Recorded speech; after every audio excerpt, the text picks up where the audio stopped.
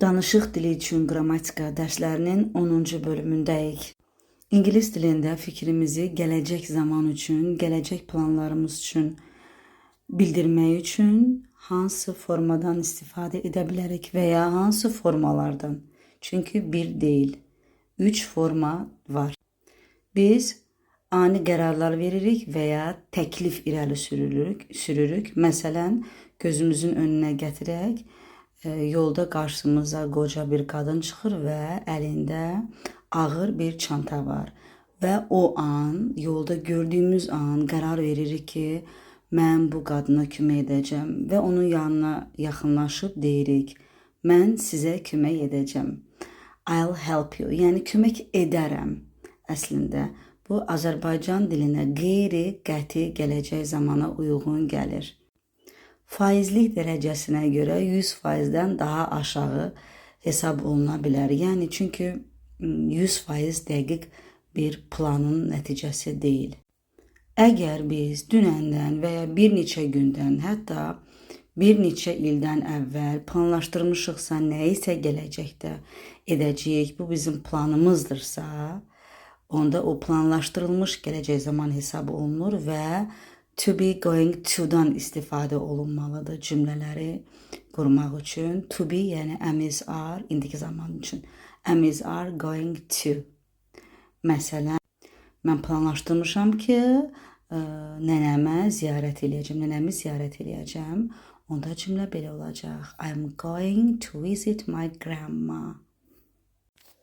Bəzən uzaq yox, çox yaxın gələcək üçün, məsələn, sabah üçün bir plan qurmuşuq ki, yəni sabah duran kimi bunu eləyəcəm və yaxud da ki, sabah səhərsi gün ətrafında, yəni səhəri gün ərzində mən bunu edəcəm. Məsələn, I'm meeting my friend tomorrow. Gördüyünüz kimi cümlənin quruluşu indiki davam edici zamandakı kimi oldu. Am is are plus verb plus ing və ya plus ing. Ona görə də amma gələcək zamana aid sona bir zərflik qoyduq ki, bilinsin ki, bu gələcək zamanı, yəni sabaha bildirir. Amma bu, yenə qeyd etdiyim kimi, yaxın gələcəyi bildirir və ən çox istifadə olunan feillərlə istifadə olunur. Məsələn, meet də o feillərdən biridir, görüşmək.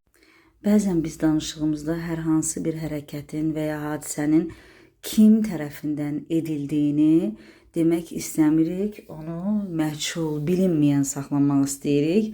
Çünki ya bizə bu maraqlı deyil, bu hadisə kim tərəfindən, bu hərəkət kim tərəfindən edilib.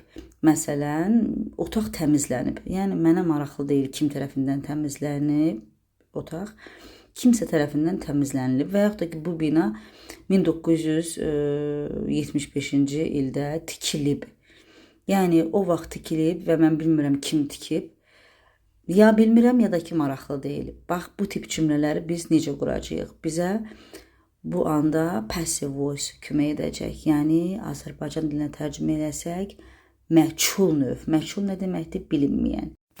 Bunun üçün məchul növdə tələb olunan quruluşları, yəni formaları əzbər bilmək lazımdır. Hər zaman üçün öz qaydası var, öz quruluşu var və biz bunları əzbər bilməliyik. Məsələn, ən çox istifadə olunan passive voice, indiki sadə zamanın məchulu am is are plus verb 3, yəni feilin 3-cü forması. Keçmiş zamanda am is are-ın keçmişi was verb plus verb 3, yəni feilin 3-cü forması.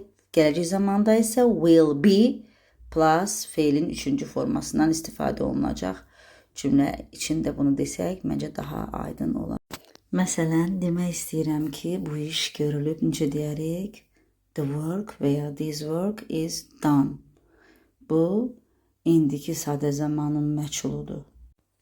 Və ya demək istəyirəm ki, maşın təmir olunmuşdu. Yəni, olunub, bitib, olundu.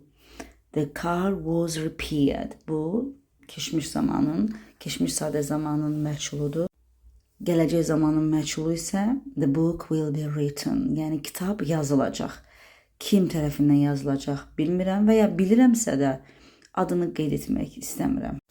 Həmişəki kimi qısa şəkildə danışıq dili üçün lazım olan qrammatikadan bəhs etməyə çalışdım.